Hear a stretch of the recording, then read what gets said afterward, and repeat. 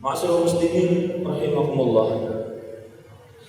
Pada hari ini sudah memasuki hari yang kelima atau hari yang keenam mungkin dari musibah yang menimpa negeri kita. Musibah bencana alam yang berturut-turut menimpa negeri kita di banyak titik, di banyak tempat. Sangat banyak korban jiwa yang sudah berjatuhan. Beberapa di antaranya bahkan sampai detik ini, sampai hari ini belum ditemukan. Sangat banyak bangunan-bangunan yang roboh dan lain sebagainya. Hadirin hamba yang berbahagia, dalam khutbah yang singkat ini izinkan khatib untuk menyampaikan bagaimana esensi dan sikap kita dalam menghadapi musibah. Sikap kita baik yang terkena musibah maupun sikap kita yang mendengar ada saudaranya mendapatkan musibah. Ma'asyiral muslimin rahimakumullah. Sesungguhnya musibah dan nikmat adalah dua buah kondisi yang tidak bisa kita kreasikan. Adalah dua buah kondisi yang tidak pernah bisa kita usahakan. Dia adalah pemberian dari Allah Subhanahu wa taala. Ketika kita mendapatkan nikmat, kenikmatan datangnya dari Allah Subhanahu wa taala. Demikian pula ketika kita mendapatkan musibah yang semua orang pasti tidak menginginkan, maka musibah itu pun juga datang dari Allah Subhanahu wa taala. Allah mendatangkan musibah dan mendatangkan nikmat pada sebagian orang. Pada dasarnya Allah punya maksud, Allah punya tujuan. Dan kedua kondisi ini karena dia sifatnya pemberian, maka yang Allah ingin lihat adalah bagaimana respon kita, bagaimana reaksi kita, bagaimana sikap dan tindakan kita terhadap dua kondisi yang memang dua-duanya merupakan pemberian dari Allah Subhanahu wa taala. Amat indah ungkapan dari Rasulullah SAW ketika Rasulullah mengatakan ajaban li amril muslimin, kata Rasulullah. Sungguh ajaib urusan kaum muslimin. Ketika dia mendapatkan nikmat kemudian dia bersabar. Ketika dia mendapatkan nikmat maka dia bersyukur. Maka itulah yang terbaik bagi dia. Ketika kemudian dia mendapatkan musibah, dia mendapatkan suatu kerugian, dia mendapatkan sesuatu yang tidak dia inginkan, kemudian dia bersabar, itulah yang terbaik bagi dia. Perhatikan bahwa dalam redaksi ayat ini terbaiknya bukan karena terbaik dia mendapatkan nikmat, terbaiknya bukan karena terbaik dia mendapatkan musibah, tidak.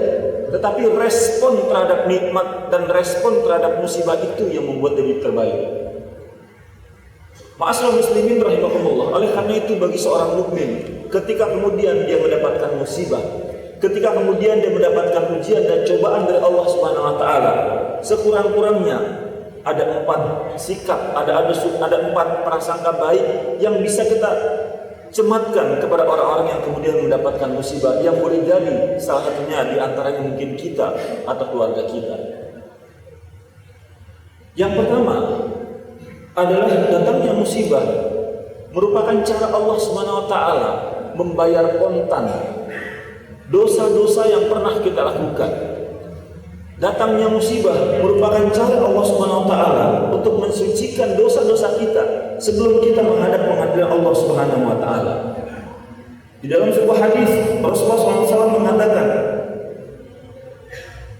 tidak ada penyakit, kesedihan dan bahaya yang menimpa seorang mukmin hingga duri bahkan yang menusuknya, melainkan Allah akan mengampuni kesalahan-kesalahannya atas semua itu.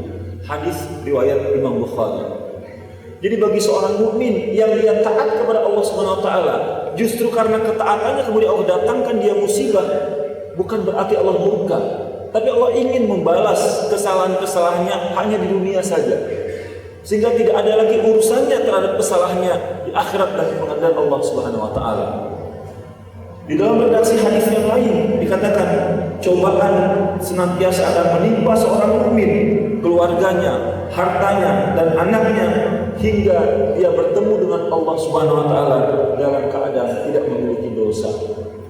Maka oleh karena itu, seorang mukmin dengan imannya akan mensikapi musibah dengan sebuah pemberian dari Allah Subhanahu wa taala, sebuah cara dari Allah Subhanahu wa taala untuk menghapus dan membersihkan dosa dan kesalahannya. Allah akan balas dosa dan kesalahannya di dunia ini dengan sebuah penderitaan yang tidak seberapa dibandingkan kalau seandainya nanti dia Allah balas di akhirat dengan azab yang tidak bisa terbayangkan. Itu yang pertama. Ma'asyiral muslimin rahimakumullah. Yang kedua, musibah bagi seorang mukmin adalah cara Allah Subhanahu wa taala untuk menaikkan derajatnya kepada derajat orang-orang yang sabar. Di mana dalam ayat yang tadi khatib bacakan, orang-orang yang sabar adalah di mana Allah Subhanahu wa taala bersama orang-orang yang sabar, kata Allah. Innallaha ma'as sabirin. Sesungguhnya Allah bersama orang-orang yang sabar. Perhatikan redaksi dari ayat ketika Allah Subhanahu wa taala berbicara tentang musibah. Ketika Allah Subhanahu wa taala mengatakan bahwa Allah akan memberikan sedikit kekurangan, dengan sedikit ketakutan, dengan sedikit kelaparan. Kita baca redaksi ayatnya. A'udzubillahi minasyaitonir rajim. Wa lanabluwannakum bisyai'in minal khaufi wal ju'i wa naqsin minal amwali wal anfusi wath thamarat wa basyiris sabirin, kata Allah.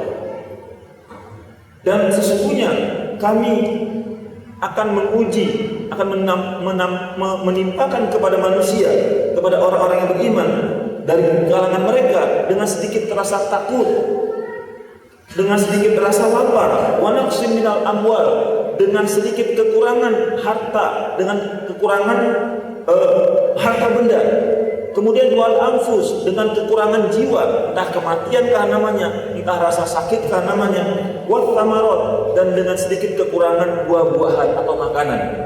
Perhatikan ujung ayat yang mengatakan wa basyiris sabirin, dan beri kabar gembira bagi orang-orang yang sabar. Hadirin Allah yang berbahagia, perhatikan bahwa kekurangan harta, kekurangan jiwa, rasa takut, rasa lapar adalah kondisi-kondisi yang tidak mengenakkan, kondisi-kondisi yang tidak menyenangkan bagi semua orang. Tapi di ujung ini Allah mengatakan wa basyiris sabirin, beri kabar gembira bagi orang-orang yang sabar. Artinya apa?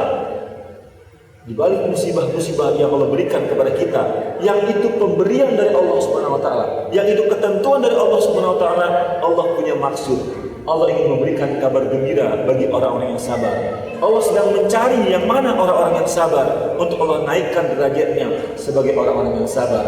Karena innallaha ma'as sabirin. Sesungguhnya Allah bersama orang-orang yang sabar. Ma'asyiral muslimin rahimakumullah.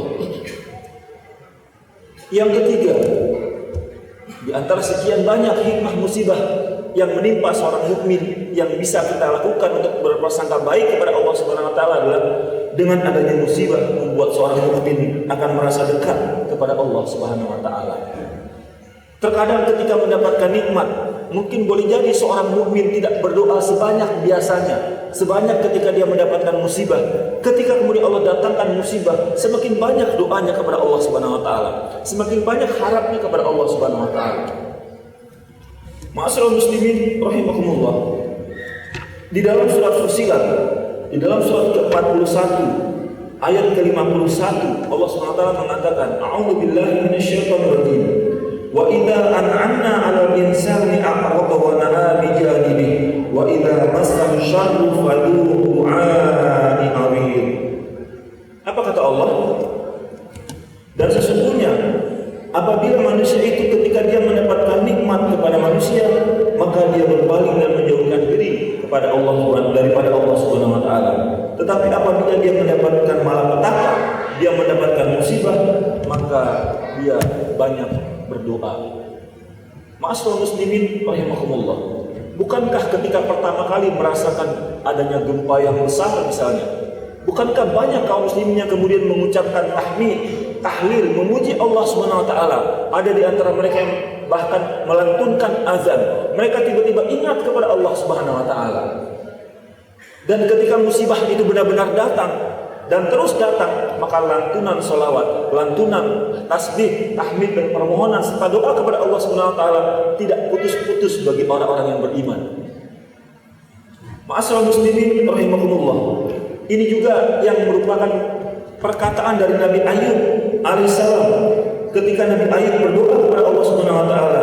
Dan ingatlah ketika Ayub ketika dia menyeru kepada Rabbnya, ya Allah, sesungguhnya aku telah ditimpa penyakit dan Engkau adalah yang Maha Penyayang di antara semua yang penyayang. Ini ungkapan Nabi Ayub ketika dia ditimpa dengan sebuah penyakit. Dalam riwayat dikatakan tidak kurang 13 tahun lamanya Nabi Ayub ditimpa musibah, ditimpa penyakit. Tetapi kemudian rasa kasih dan sayang dia, rasa cinta dia kedekatan dia kepada Allah SWT justru semakin mesra. Dia katakan, sesungguhnya engkau adalah yang maha penyayang dari seluruh yang penyayang. Padahal 13 tahun Allah berikan dia penyakit. Ini yang khatib maksudkan. Bagaimana dengan adanya musibah, Allah ingin agar manusia semakin dekat kepada Allah Subhanahu wa taala. Ma'asyiral muslimin rahimahullah. Dulu kala ada seorang kawan khatib di daerah Padang Pariaman. Dia didiagnosa terkena penyakit kanker getah bening dalam stadium yang cukup lanjut. Mengetahui dia terkena kanker getah bening dalam stadium lanjut, maka apa kemudian yang dia lakukan? Dia larikan pengobatannya. Selain pengobatan medis, dia larikan untuk banyak mendekat kepada Allah Subhanahu wa taala. Karena dia tidak bisa bekerja, dia tidak lebih banyak di rumah, dia habiskan waktunya bersama Quran. Dan justru pada masa sakitnya dia menjadi orang yang hafal Quran. Dia hafalkan, dia khatamkan hafalan Quran justru pada sakitnya. Sesaat sebelum dia wafat, dia khatamkan hafalan Qurannya.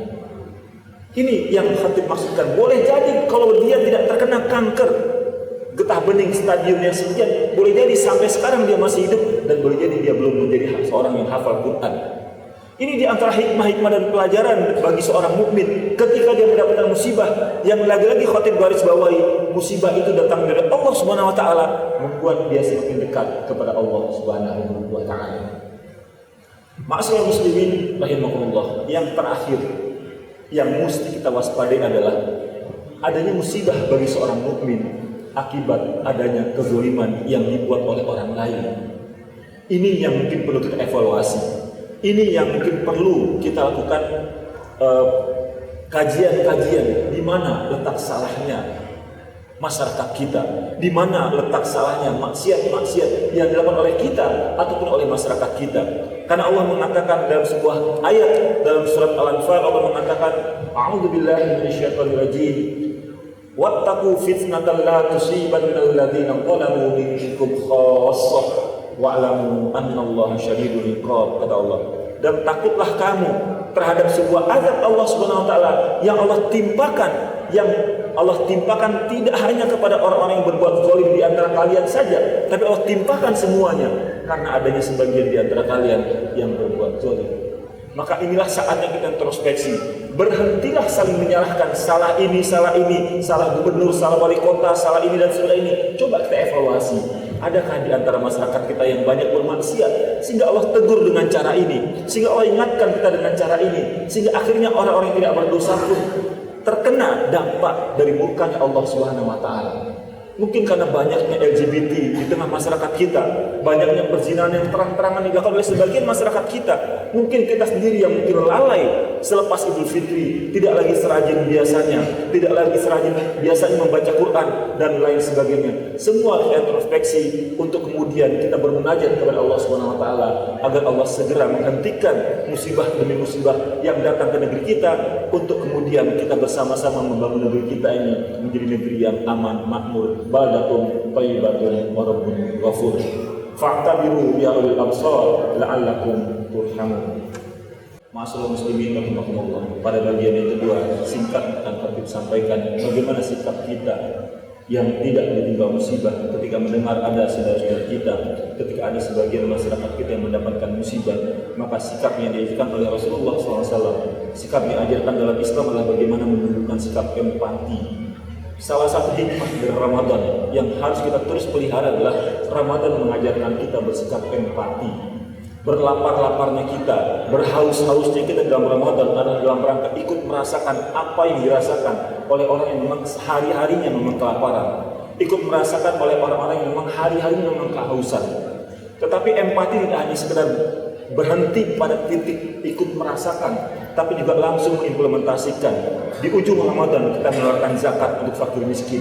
Kepada orang-orang yang kita sudah rasakan bagaimana tidak enaknya lapar tadi, bagaimana tidak enaknya haus tadi, kita berikan harta kita berikan zakat mal ataupun zakat fitrah kita sebagai bentuk sikap empati kita. Setelah kita merasakan apa penderitaan mereka, kita implementasikan dalam bentuk tindakan membantu mereka. Rasulullah SAW seringkali mengajarkan kepada kita untuk bersikap empati ini. Ketika mendengar ada teriakan atau ada suara anak-anak kecil di barisan saf, Maka Rasul kemudian mempercepat sholatnya, memendekkan sholatnya. Ketika beliau tahu di bagian saf beliau ada seorang tua, ada beberapa orang tua, beliau pendekkan bacaannya. Apa maksudnya?